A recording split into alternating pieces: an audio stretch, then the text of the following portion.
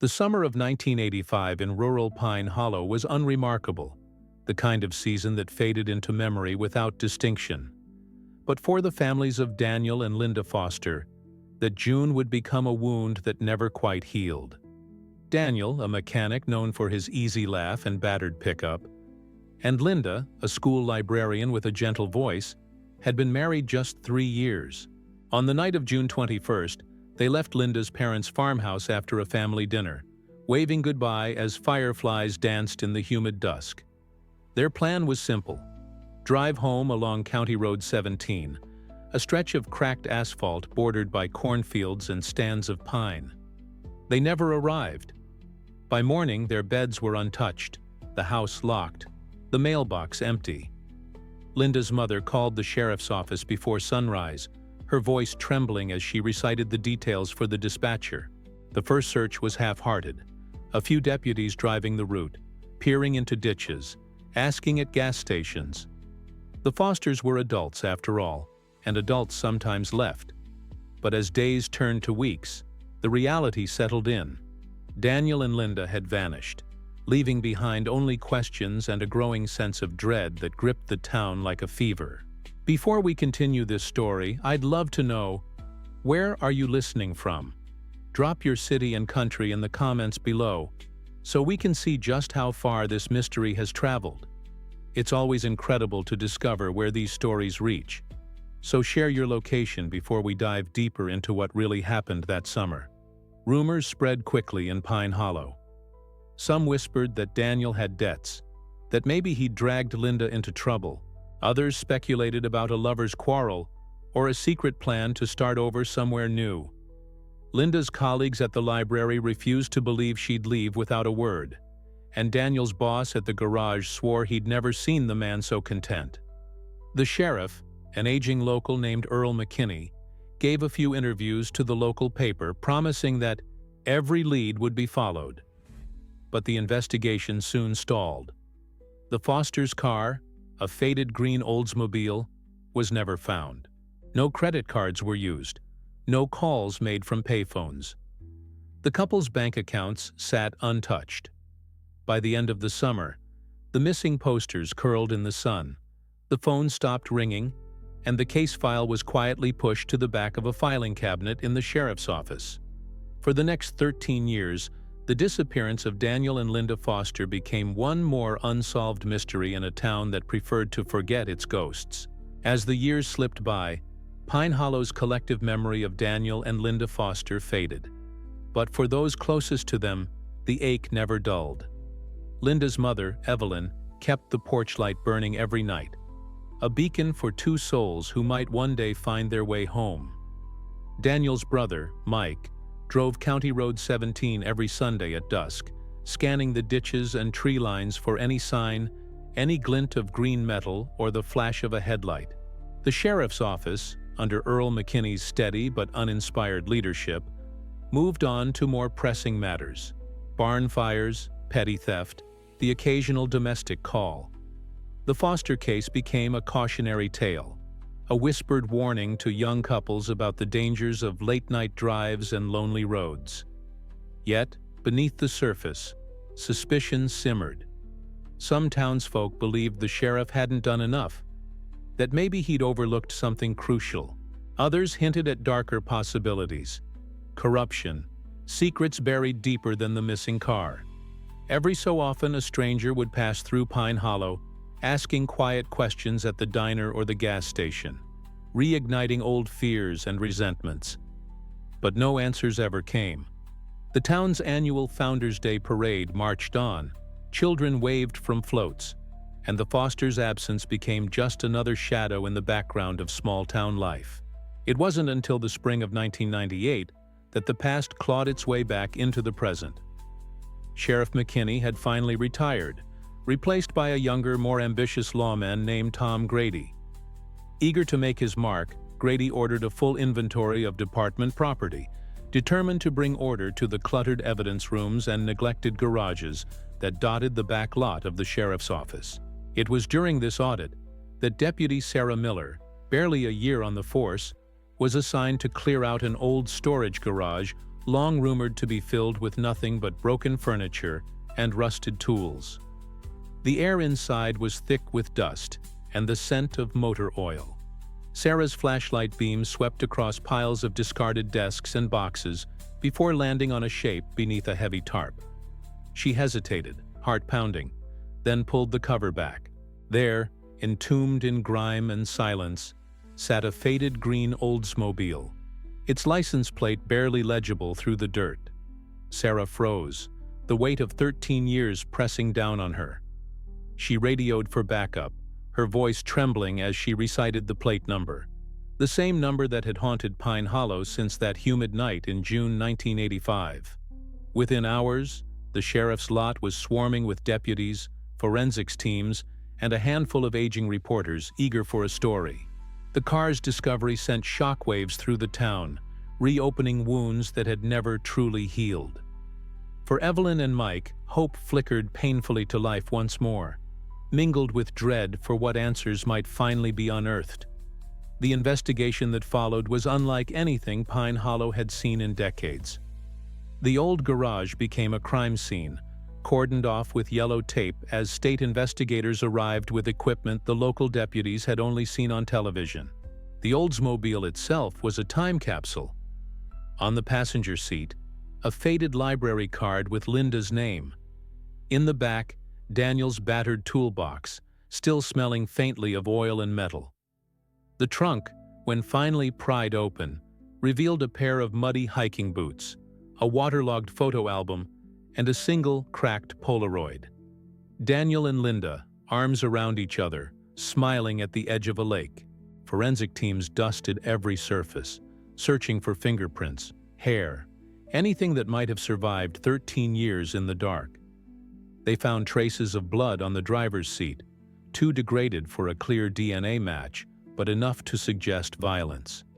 A .38 caliber bullet casing wedged beneath the floor mat hinted at a struggle that had never made the morning papers. The car's keys were gone, as were any obvious clues about what had happened after Daniel and Linda left that family dinner so many years ago. As news of the discovery spread, Pine Hollow was gripped by a strange mix of relief and fear.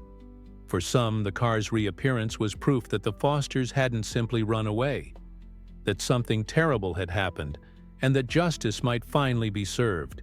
For others, it was a reminder that the town's secrets were never truly safe, no matter how many years passed. Reporters descended on the town, their questions stirring up old suspicions and resentments. Sheriff Grady, eager to prove himself, reopened the case with a determination that bordered on obsession. He pored over the original files, interviewed every deputy who had served under McKinney, and tracked down anyone who might have seen or heard anything unusual on that June night. But as the days slipped by, it became clear that the answers would not come easily. The evidence, though tantalizing, was incomplete, and the memories of those involved had faded with time. Still, for the first time in years, there was movement, a sense that the truth, however painful, might finally be within reach. Sheriff Grady's renewed investigation brought old faces and new suspicions into the harsh light of scrutiny. The first step was to re-interview everyone involved in the original search: deputies, family members, neighbors, and even the retired sheriff, Earl McKinney. McKinney, now in his 70s, lived alone in a small house on the edge of town. When Grady visited, he found the old man surrounded by stacks of newspapers and half-finished crossword puzzles. McKinney's memory was patchy, but he insisted he'd done everything he could back then. "We searched every mile of that road," he muttered, hands trembling as he poured coffee. "But some things just disappear." Grady pressed him about the garage, about why the Oldsmobile had never been logged as evidence.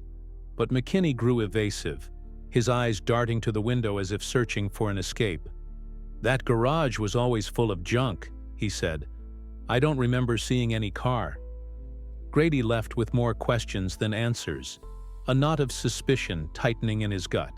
Meanwhile, Deputy Sarah Miller dug through old case files, searching for anything the original investigation might have missed. She discovered a faded receipt from a gas station on the outskirts of town, time-stamped just after 9 p.m. on the night the Fosters vanished. The clerk, now retired, recalled Linda buying a soda and Daniel chatting about fishing. "They seemed happy," he said, shaking his head. "Didn't look like folks about to disappear." Sarah also found a series of anonymous tips in the file. Handwritten notes claiming the couple had been seen arguing with a man in uniform near the county line. The tips had been dismissed at the time, but now, with the car's discovery, they took on new significance. Grady ordered a review of all deputies on duty that night, cross-referencing shift logs and radio calls. One name stood out: Deputy Frank Wallace, a man with a reputation for bending the rules. Wallace had left Pine Hollow years ago, moving to another county after a string of minor disciplinary issues. When contacted, he was reluctant to talk, insisting he remembered nothing unusual about that night. But his nervousness was palpable, and Grady made a note to dig deeper. As the investigation widened, the town buzzed with speculation. Some believed the answer lay in old grudges or hidden affairs. Others whispered about police corruption or small-town vendettas. For Evelyn and Mike, the renewed attention was both a blessing and a curse. Each day brought fresh hope that the truth would finally emerge, but also the agony of reliving the worst moments of their lives. Reporters camped outside their homes, cameras flashing, questions flying. Evelyn, frail but resolute, faced them with quiet dignity, refusing to let grief overshadow her determination. "I just want to know what happened to my daughter," she told one reporter, her voice steady. "That's all I've ever wanted." The search for answers had become a test of endurance, a battle against time, memory, and the shadows that clung to every corner of Pine Hollow. The pressure mounting on Sheriff Grady and his team was immense. With every newscast and headline, the eyes of Pine Hollow and soon the entire county turned toward the sheriff's office, demanding answers. Grady doubled down, bringing in state investigators and forensic experts to re-examine the Oldsmobile and the evidence found within. The car itself was transported to a secure facility, where technicians painstakingly cataloged every fiber, every stain, every scrap of paper. The blood on the driver's seat, though degraded, was sent to a specialized lab in hopes that modern technology could extract a usable DNA profile. The .38 caliber casing was examined for fingerprints, and the muddy boots and photo album were carefully preserved, each item a silent witness to whatever had transpired that night. Meanwhile, Sarah Miller continued her deep dive into the old files, uncovering inconsistencies in the original investigation, missing statements, unexplained gaps in the timeline, and, most troubling of all, a series of unsigned memos suggesting that someone within the department had deliberately downplayed the case's urgency. As the investigation progressed, Grady began to suspect that the truth was more complicated and more dangerous than anyone had imagined. The anonymous tips about a uniformed man arguing with the Fosters on the night they disappeared now seemed less like idle gossip and more like a crucial lead. Grady and Sarah tracked down several former deputies who had served under McKinney, hoping to jog memories or uncover secrets long buried. Most were reluctant to talk, citing loyalty to their old boss or simple forgetfulness. But one, a retired deputy named Harold Jenkins, finally agreed to meet in a quiet booth at the local diner. Over coffee, Jenkins revealed that there had always been rumors about Deputy Wallace. His temper, his willingness to bend the rules, his close relationship with Sheriff McKinney. "There were things we didn't ask about back then," Jenkins admitted, staring into his cup. "You didn't cross McKinney, and you sure as hell didn't cross Wallace. But I remember that night. Wallace came in late, looking rattled. Said he'd had car trouble out by the county line. Didn't say more, and nobody pressed him. Way." Armed with this new information, Grady requested records from Wallace's new department and found a pattern of complaints, use of excessive force, intimidation, and a tendency to disappear from his post for hours at a time. Grady drove out to confront Wallace in person, accompanied by a state investigator. The meeting was tense, Wallace defensive and evasive. When pressed about the night of June 21, 1985, he claimed not to remember any details, insisting he'd simply been on routine patrol, but his hands shook as he spoke, and his eyes never quite met Grady's. The state investigator quietly noted Wallace's nervousness and recommended a formal interview under oath. As Grady left, he couldn't shake the feeling that he was finally closing in on the truth, that the answers to Daniel and Linda's disappearance were within reach. If only he could break through the wall of silence that had protected Pine Hollow's secrets for so long. The town of Pine Hollow found itself divided as the investigation intensified. In the diners and on the porches, conversations grew heated and suspicious glances were exchanged. Some residents rallied behind Sheriff Grady, grateful that someone was finally willing to dig into the past, no matter how uncomfortable it became. Others, especially those who had lived through the original investigation, resented the reopening of old wounds and the implication that their friends and neighbors might have been involved in something sinister. The local paper ran editorials questioning the integrity of the sheriff's department in the 1980s, while a few outspoken voices insisted that the Fosters had simply left of their own accord and that the town should let them rest in peace. Amidst the swirl of rumors and accusations, Evelyn and Mike Foster became reluctant public figures, their grief and hope laid bare for all to see. Reporters camped outside their home, and every day brought a new wave of phone calls, letters, and strangers offering theories or condolences. Evelyn, always dignified, answered each inquiry with quiet resolve, refusing to let the narrative slip from her hands.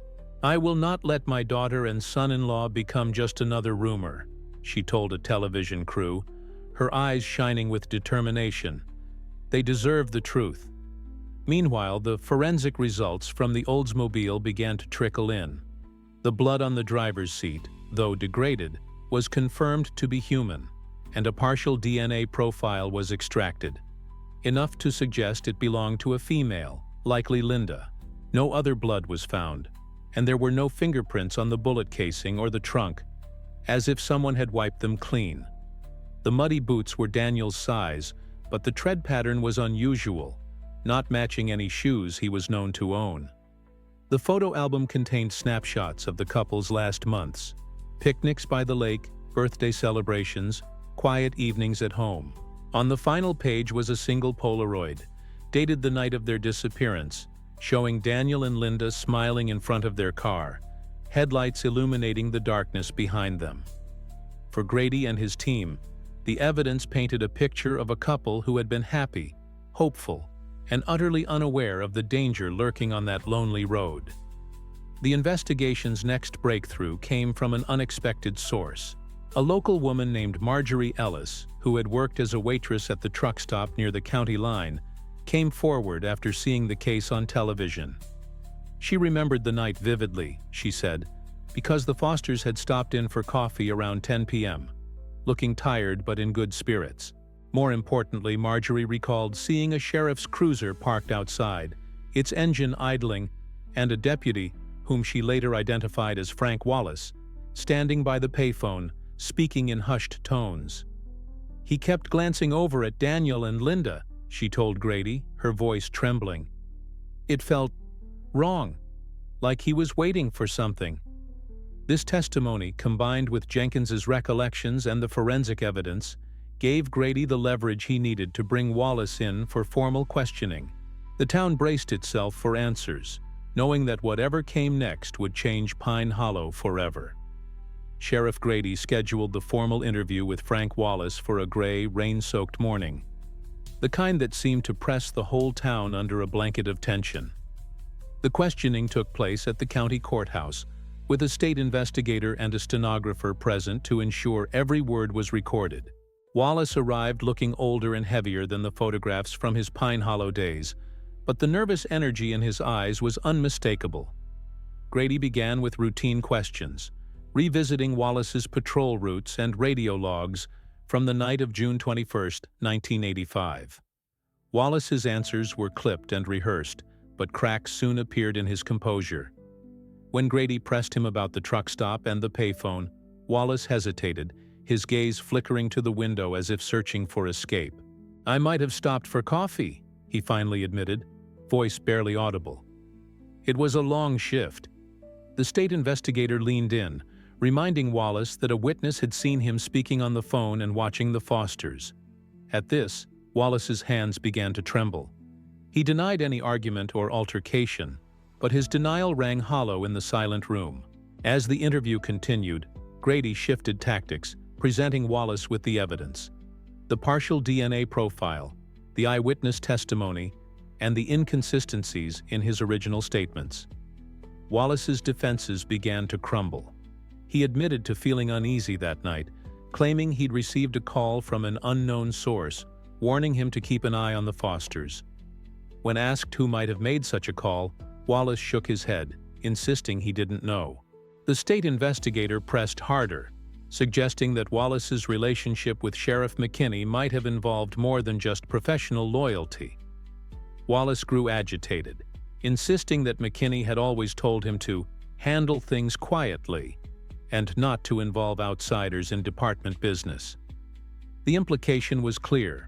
The culture of secrecy and authority that had dominated Pine Hollow's law enforcement in the 1980s had enabled, and perhaps even encouraged, cover-ups and unsolved cases. Outside the courthouse, news of Wallace's interrogation spread quickly. Some townspeople felt vindicated, their long-held suspicions about the sheriff's department finally coming to light. Others were shocked, unable or unwilling to believe that men they'd trusted could be involved in something so dark. For Evelyn and Mike, the revelations brought a strange sense of relief, a confirmation that their loved ones hadn't simply abandoned them, but also a new layer of grief for the betrayal by those sworn to protect. Grady, meanwhile, was more determined than ever to break the silence that had protected Pine Hollow's secrets for so long. He ordered a full review of all cold cases from McKinney's tenure, convinced that the Fosters' disappearance might not be the only story hidden in the shadows. As the rain continued to fall, washing the streets clean, the town waited for the next piece of the truth to emerge, knowing that the answers, when they finally came, would change everything. The days following Wallace's interrogation were marked by an uneasy quiet that settled over Pine Hollow like a morning fog. Sheriff Grady and his team worked late into the night, combing through decades-old files, phone records, and personal journals, searching for any overlooked detail that might finally unlock the truth. The state investigators subpoenaed Sheriff McKinney's personal records, uncovering a trove of handwritten notes and appointment books that revealed a pattern of secret meetings and unexplained absences around the time of the Fosters' disappearance. One entry, dated June 22, 1985, simply read, "Handled. No further action." The cryptic note sent a chill through Grady, who began to suspect that the cover-up had been deliberate and orchestrated from the very top. Meanwhile, Deputy Sarah Miller followed up with Marjorie Ellis, the waitress from the truck stop, who provided a more detailed account of that night. She remembered seeing Wallace leave the diner abruptly, followed minutes later by the Fosters, who seemed tense but determined. Marjorie also recalled a second patrol car idling across the street, its headlights off, as if waiting for a signal. This new information led Grady to re-examine the department's vehicle logs from that night, revealing that a second deputy, Carl Benson, had also been on duty near the county line. Benson, now retired and living in Florida, was tracked down and interviewed via video call. At first, he claimed to remember nothing unusual about that shift. But when pressed, he admitted that McKinney had instructed him to keep an eye on Wallace and to stay close, but not too close. Benson confessed to seeing the Oldsmobile parked by the side of the road with Wallace's cruiser behind it, but insisted he hadn't witnessed any confrontation. "I thought they were just helping with car trouble," he said, his voice wavering. "But when I drove past again, both cars were gone." This testimony, while not conclusive, added another layer to the growing portrait of a department mired in secrecy and half-truths. As the investigation widened, the town's sense of unity began to fracture. Old friendships were tested, and long-standing alliances dissolved as suspicion seeped into every conversation. Some residents organized candlelight vigils for Daniel and Linda, while others circulated petitions demanding a full state takeover of the sheriff's office. The local church held special services, praying for justice and healing, but the mood remained somber and uncertain. For Evelyn and Mike, each day was a battle between hope and despair.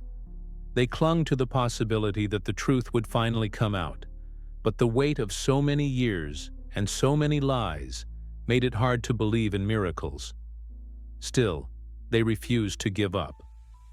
"We've waited this long," Evelyn told a reporter, her voice steady despite the tears in her eyes.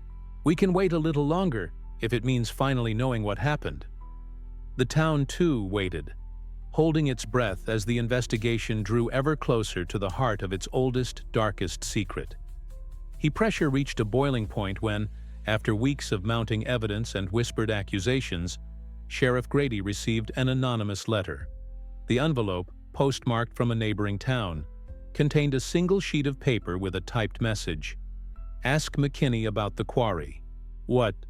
The quarry, an abandoned gravel pit on the outskirts of Pine Hollow, had long been a place of local legend.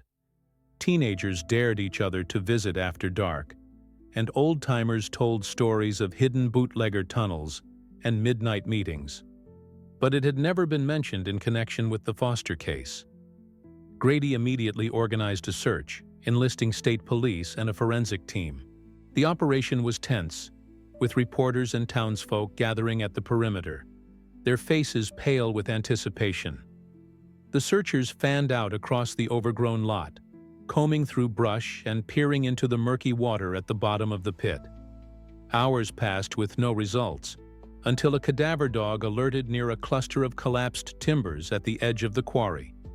There, buried beneath layers of debris, they found a rusted metal box.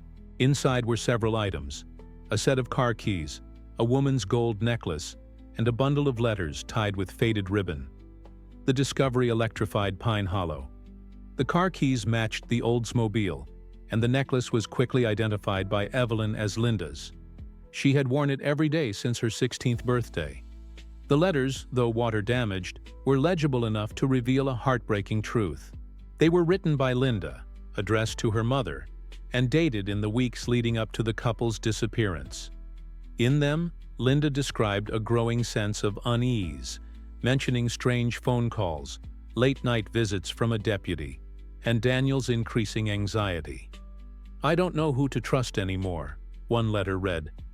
"Daniel says we should leave town for a while, but I'm scared. If anything happens, please don't believe we just ran away." The letters painted a chilling picture of a couple who felt hunted, desperate for help, but unsure where to turn. For Grady and his team, the evidence was damning. The connection between the Fosters' fear, the involvement of law enforcement, and the subsequent cover-up was now impossible to ignore. As news of the quarry discovery spread, the town's mood shifted from anxious anticipation to simmering outrage. Residents demanded answers from the sheriff's office and called for the arrest of those responsible. The local news ran nightly specials, dissecting every detail and speculating about the extent of the conspiracy. Grady, feeling the weight of the community's expectations, prepared to confront McKinney one final time. He gathered the evidence, the letters, the necklace, the keys, and drove to the former sheriff's home, accompanied by Sarah Miller and a state investigator. The confrontation was tense and emotional. McKinney, frail and visibly shaken, denied any direct involvement in the Fosters' disappearance, but admitted to making mistakes and trying to protect the department. When presented with Linda's letters, he broke down in tears, confessing that he had ordered the Oldsmobile hidden, and the investigation stalled out of fear that the truth would destroy the community's trust in law enforcement. "I thought I was doing the right thing," he sobbed. "But I was wrong. So wrong." The admission, though incomplete, marked a turning point in the investigation. and in the town's long struggle to come to terms with its past. In the weeks that followed McKinney's confession, Pine Hollow entered a period of reckoning unlike any it had known before. The state authorities launched a formal inquiry into the sheriff's department's practices during the 1980s, reviewing not only the Foster case, but also other unsolved disappearances and complaints from that era. Frank Wallace was suspended from his current post pending further investigation, and calls for criminal charges echoed through the county.